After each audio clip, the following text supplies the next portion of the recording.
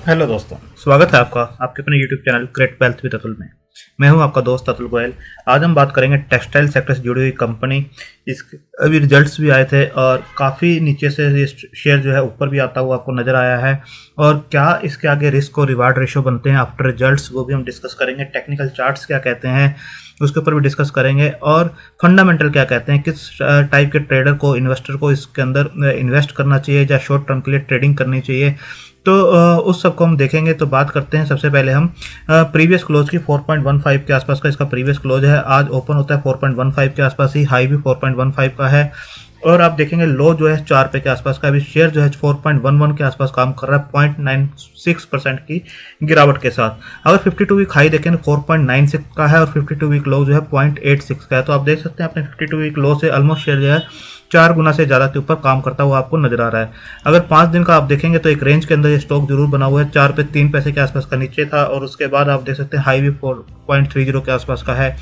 1 month का अगर देखेंगे तब भी एक रेंज के अंदर ही आपको ये स्टॉक चलता हुआ नजर आ रहा है। 6 मंथ का देखेंगे तो नीचे के लेवल से काफ़ी ऊपर आया है। 2.76 के आसपास से आप देख सकते हैं 2.19 भी गया था और उसके बाद से शेयर जो है एक हाई भी इसने लगाया है जो कि 4.76 के आसपास का बनता है।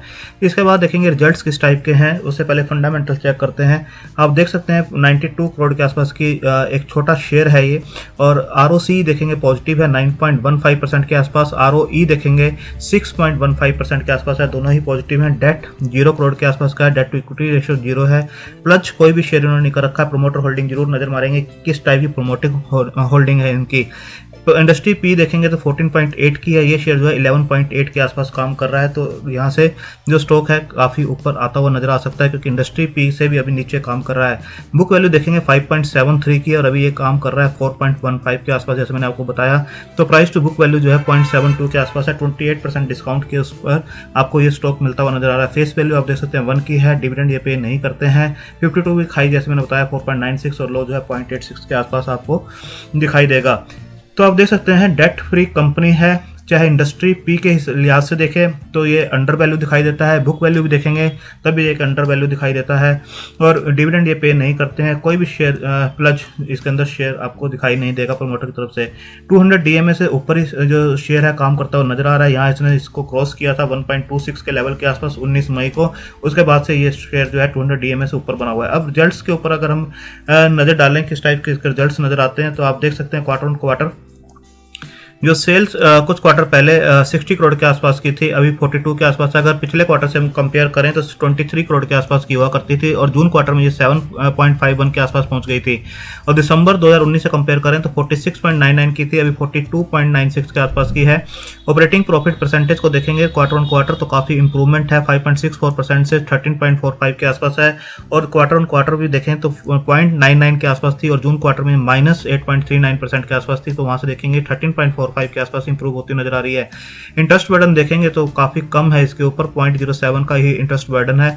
अदर इनकम भी इसकी काफी अच्छी हर क्वार्टर में आपको देखने को मिलेगी, 1.53 1.11 के आसपास देखने को मिलेगी। इसके बाद अगर नेट प्रॉफिट को देखें तो आप देख सकते हैं 5.6 करोड़ के आसपास का इन्होंने नेट प्रॉफिट दिया जो कि पिछले क्वार्टर में सिर्फ 0.75 का था और पिछले दिसंबर में देखेंगे 3 करोड़ के आसपास का था। तो आप देख सकते हैं चाहे क्वार्टर ऑन क्वार्टर देखें 0.75 से 5.62 और चाहे ईयर ऑन ईयर देखें 3 से आपको 5.62 के आसपास का प्रॉफिट्स होते हुए बढ़ते हुए नजर आ रहा है।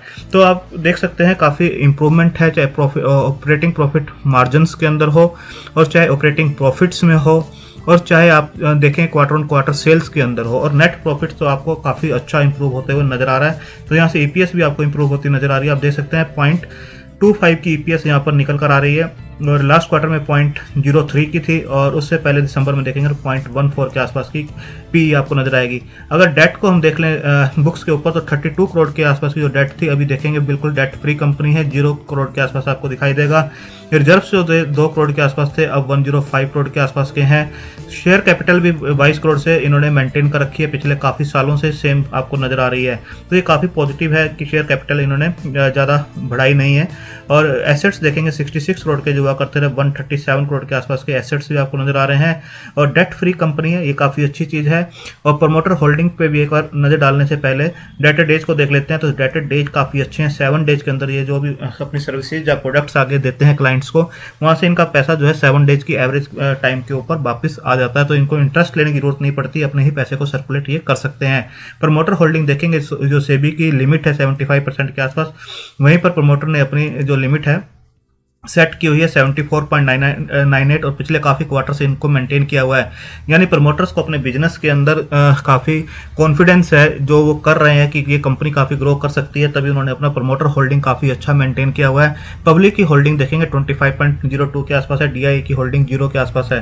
तो आप देख सकते हैं प्रमोटर होल्डिंग भी काफ़ी अच्छी है, रिजल्ट्स काफ़ी अच्छे हैं और रेशियोज काफ़ी अच्छी हैं, डेट फ्री कंपनी है और 200 DMA से ऊपर शेयर काम करता हुआ नजर आ रहा है और अंडर वैल्यू यहाँ पर स्टॉक आपको नजर आ रहा है, चाहे वो इंडस्ट्री पी के लिहाज से हो और चाहे बुक वैल्यू के हिसाब से हो, तो यहाँ पर अंडर वैल्यू यहाँ पर स्टॉक जो है दिखाई दे रहा है।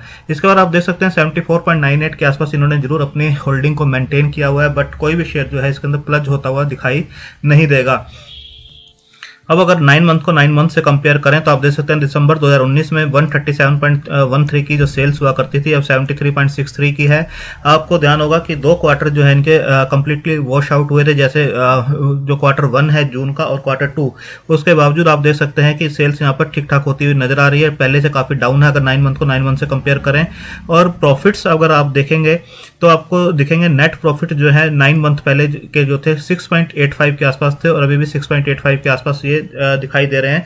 तो सेल्स जरूर डाउन आई है, बट कहीं ना कहीं मार्जिन्स बढ़ते हुए नजर आ रहे हैं और वहां से सेल्स जो है आपको ऑलमोस्ट 9 मंथ की पिछले 9 मंथ से कंपेयर करें तो आप देख सकते हैं यहाँ पे 9 मंथ को 9 मंथ से कंपेयर कर रहे हैं, जून क्वार्टर प्लस सितंबर क्वार्टर प्लस दिसंबर क्वार्टर को मिलाकर, तो नेट प्रॉफिट्स जो आ रहे हैं वो सेम 6.85 के आ रहे हैं। तो सेल्स डाउन है बट नेट प्रॉफिट्स काफ़ी अच्छे इन्होंने निकाले हैं। तो आप देख सकते हैं पिछले कई क्वार्टर्स का जो है अच्छा जो प्रॉफिट है वो निकलता हुआ यहाँ पर दिखाई दे रहा है।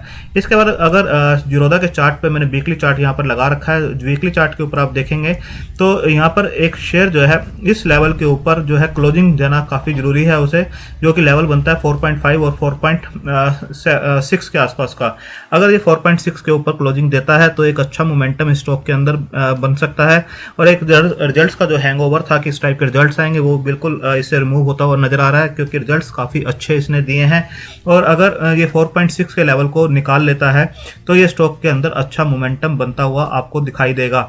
तो आप देख सकते हैं यहाँ पर जो है अगर एक ट्रेंड लाइन हम देखें इसके ऊपर, तो यहाँ पर जो है ये शेयर है 4.6 के आसपास, पहले भी यहाँ पर रेजिस्टेंस काफ़ी कंसोलिडेट किया था, उसके बाद शेयर नीचे गया था। यहाँ पर अगेन शेयर जो है 4.2 तक आया था, उसके बाद से यहाँ पर कंसोलिडेट हुआ है काफ़ी और उसके बाद से यहाँ पर 4 यहाँ पर देखेंगे पिछले 5-6 कैंडल्स जो हैं वीकली चार्ट के ऊपर आप देख सकते हैं 5-6 कैंडल्स यहाँ पे बना चुका है इस लेवल के आसपास और यहाँ पर कंसोलिडेट होता हुआ नजर आ रहा है। सेकंड आप देखेंगे जो वीकली चार्ट के ऊपर यहाँ पर जो एक बेस इसने तैयार किया था अपना, और उस बेस के बाद ये जो लो लगाए थे इसने यहाँ पर अगेन ये ऊपर गया और यहाँ पर अगेन इसने कंसोलिडेट किया। कंसोलिडेट करने के बाद अगेन इसने आप ऑब्जर्व करेंगे पिछले लो को टच नहीं किया था, एक नया लो इसने बनाया था और जो लो था वो इससे पिछले लो से हाई था।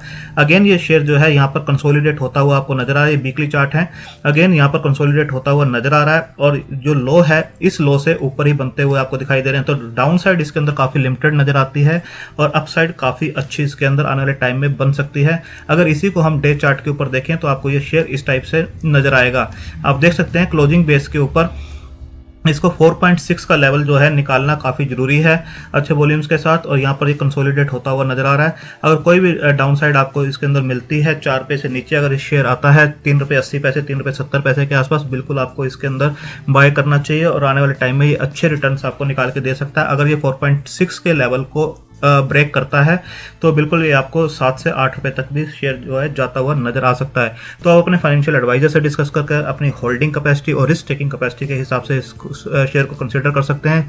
छोटी कंपनी है और पेनी स्टॉक है, तो उसी हिसाब से जैसे हमने पहले भी आपको बताया कि छोटा ही पैसा इसके अंदर लगाना है, क्योंकि इस टाइप के जो शेयर होते हैं टर्न अराउंड होते हैं या फिर चलते हैं सर्किट टू सर्किट, काफ़ी मल्टीपल अपने आप ही पैसा बना लेते हैं। तो आपके पोर्टफोलियो का सिर्फ 2 से 3% पैसा इसके अंदर होना चाहिए, और वो भी डाइवर्सिफाइड होना चाहिए 4 से 5 कंपनी के अंदर। तो इतना ही पैसा इसके अंदर लगाएं, क्योंकि छोटी कंपनी है। थैंक यू, धन्यवाद।